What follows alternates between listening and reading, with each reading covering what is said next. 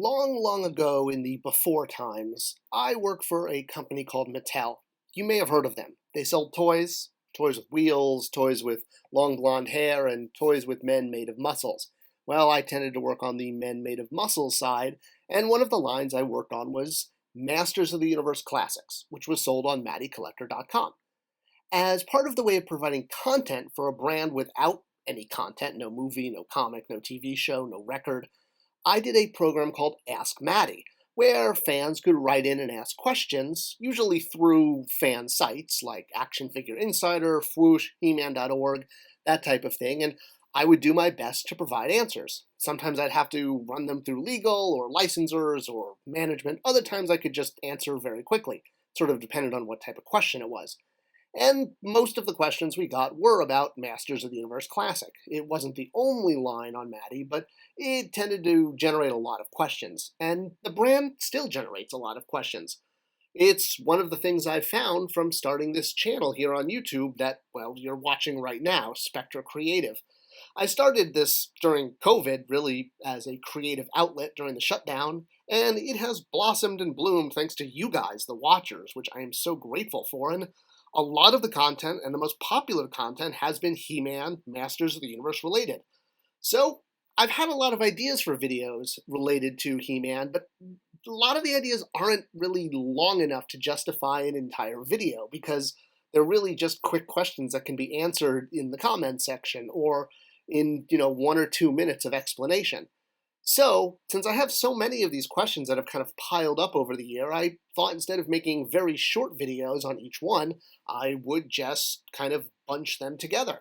And in this way, we're going to do a video answering some of the common questions that pop up all the time on this channel, on the comment section, online, in skywriting and smoke signals, however people communicate to other fans. These tend to be the Masters of the Universe questions that come up a lot. So they're bunched together. And let's jump in. All right, so one that has shown up, and I did answer this a bit in the Trapjaw video, but people ask all the time why Trapjaw has blue skin and a green face. Well, he has blue skin because he's a gar, and he has green face because it's really ugly and it popped on shelf. That really is the reason, because back in the 80s, the figures were designed to look impressive on shelf, and Trapjaw does look impressive, but I know fans are always looking for that deeper, hidden meaning for all of their figures, and, well, most of the characters in Motu have been fleshed out and had full origins and full backstories at this point, a lot of those which didn't exist in the 80s or contradicted each other. Well, lucky for all of us, since Trapjaw is such a popular character, not only has he continued to have multiple action figures over the years, but he's had a full backstory, and thanks to Robert Kirkman and Val Staples, he has one. He started off as a bounty hunter named Cronus, like the Greek god Cronus, or Cronus, kind of spelled similar but not really. Well, this is what he looked like, and he's had figures. He started off as one of Skeletor's sort of hired goons, mercenaries, if you will, but he decided he would strike out on his own and actually attack Snake Mountain with a band of renegades. And, well, Skeletor didn't take this lightly, so he burned him in the face and bashed the hell out of him, destroying one of his arms and basically completely mutilating him. That's why he has a green skin, because his face was burned off by Skeletor. And as a last hurrah, Skeletor gave him an uppercut right into the jaw, breaking his bottom lip jaw. So he got rebuilt as Trapjaw, and that's why his face color doesn't match his skin color. Are we getting fun information or what? Okay. That was covered a little bit in a previous video. Let's jump into some stuff that's not covered as much. So, if you grew up in the 1980s, there were a lot of fads and a lot of toys. It was a golden time for toys. But there's definitely two things that you know more than anything. The first is that the Rubik's Cube was a communist plot to distract Americans and prevent us from building up our military. The second is that the characters of He-Man and Shira are brother and sister, and they go together. They're part of the same brand. They're both done in Filmation, they were both created by Mattel, and they're related to each other. And, they go together like Arbor Day and fireworks. They're just those things that you always associate as being together. So why is it that two characters who once shared screen time together and several crossovers and mini movies are no longer part of the same brand.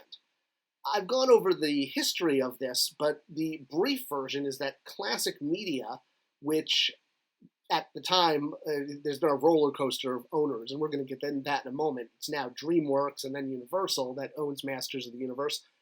But when they owned Masters of the Universe and Shira from purchasing the Filmation library and the rights from, I think, Hallmark and then Entertainment Rights to Classic Media, well, as part of what they purchased and of all the characters, two of the ones they got were HeMan and Shira. Well, they treated them just like Richie Rich and Where's Waldo as two completely separate brands. Why would they do this?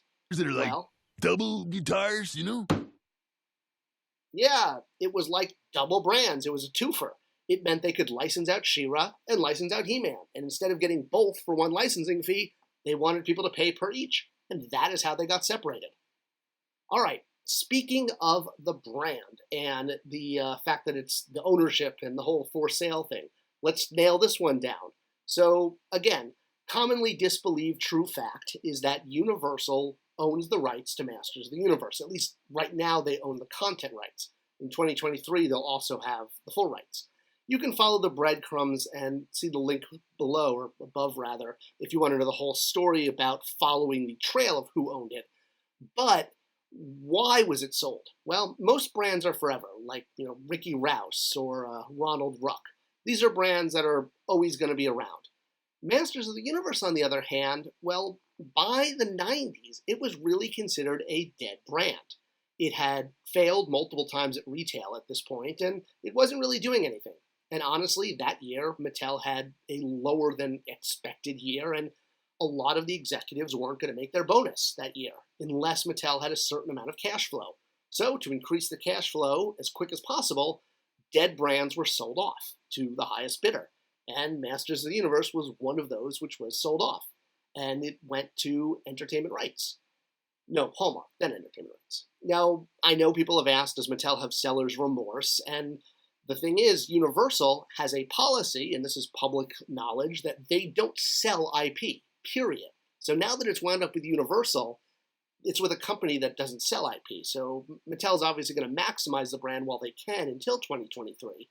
But, well, the end is kind of nigh as far as Mattel guaranteed to be involved with Motu. In 2023, they'll have to pitch for it. It's all public knowledge. It's all in stock reports. You can absolutely read it. All right. Castle Grayskull. The original playset, the one we had in 1982, or maybe you got it in 1984. But either way, it came out in 1982. That's when I got it. And it came with a lot of stuff, a lot of cool stuff. Elevators and training devices, weapons racks. One of the coolest features of the playset, though, was the trapdoor that was attached to the throne. Simply the throne, when it swiveled on a pivot, it would activate the trapdoor and helpless characters would fall through. In fact, this device was so cool that it's patented by Mattel. Mattel owns the patent to the device that does this, which is why you don't see it in any other toys. It's a Mattel proprietary mechanism. So whoever's controlling Castle Grayskull, be it Skeletor or He-Man, would sit in the throne and simply by turning it, the child playing could activate the door and send helpless characters tumbling below into what fans would assume would be a dungeon or someplace to trap them. But really where they wound up falling was right in front of the front door, in the inside of the front door. And a lot of fans have asked over the years, well, that's kind of weird because that's what Skeletor is trying to do. He's trying to get into the castle. So why would it drop you right where you want to be, right in front of the door? It's like you spend your whole time on the other side of the door and now suddenly you're inside on, the side of the door you want to be on. That makes very little sense. There's an explanation for this. If you go back and you look at the original version of Castle Grayskull, the prototype that was created by Mark Taylor, that was incorporated into classics in a lot of ways. Well, inside you will see that there are 4 rooms. There is a throne room, a computer information room, a training room, and a torture room. In the torture room, there is a torture rack, not a weapons rack. In the training room, besides the spinning mechanism, there was also sort of a punching bag. So you were dropping from the trapdoor into a torture chamber, not into the front door. Joey, have you ever been in a in a Turkish prison. So, yeah, it wasn't exactly a welcome mat. It was a place that you were sending people to be forever, I guess, tortured by He-Man, which you can see why Mattel cut this and it didn't make it into the final product. All right, so back to Maddie Collector, since we're coming full circle. This was a line promoted at conventions but not sold at retail. Most Masters of the Universe toy lines have been sold at retail, but Masters of the Universe Classics was different, and there was a real big reason for this. It did have its advantages. It allowed us to go deeper into character selection than any other toy line, but it also allowed us to let the fans be the ones to push the brand forward by subscribing, just like a normal brand would ask retailers to push the brand forward by giving upfront sales and a PO. The reason it wasn't at retail is because the previous Masters of the Universe brand before Classics was the 2001 or 2000X line. And for reference, the last time He-Man was at retail, there were VHSs included with figures. So that kind of gives you a timeline of how long ago it's been. The line did not do well with kids at all. And so when Masters of the Universe Classics was presented to retail, which it was, nobody wanted it because they remembered Masters of the Universe as a failed brand. 2000X or 2001, the Mike Young series, didn't do well with kids. Collectors, yes, but collectors are not enough to support a retail line. So retail said no. The reason it went online is that was it. That was the only way we were going to be able to sell this. There were a few small retailers who wanted, but you couldn't get the MOQ without the big guys. So the reason that you saw Masters of the Universe Classics eventually wind up at retail on clearance is a question a lot of fans have. And the simple answer is it was a mistake. It was never supposed to happen. There were multiple times. There was the time where items shipped to Walmart, not like tons of Walmarts, I think like 21 Walmarts, that was it, in the whole country, and they were all in California. More or less, Mattel's a very big company. All Fortune 500 companies are, and the simplest way to explain it is that sometimes one hand doesn't know what the other is doing. The clearance group came in, looked at a list of product, and saw, oh, hey, this product is from 4 years ago. We should get rid of it and put it on the clearance list and sell it off. And that's what happened. The problem was this was good product for us because Maddie Collector was different than all other brands. Product from a few years ago was still valid because we were still selling it. And no one bothered to kind of communicate this to the discount group that was just looking for old product to sell off. They assumed because it was old, they could sell it. And you know what happens when you assume something. And that's what happened. It was just a mistake of one group not talking to another. So, did I hit all your questions? Are there other questions you have? Do you want to know why crickets love hamburgers? Let me know. Leave them in the comments below. And if there's other quick questions I can answer, I can bunch those together too. Subscribe, ring the bell, leave a comment. It's great to help support this channel. It tells YouTube to help share it with others. Thanks for watching. I'll see you guys next time.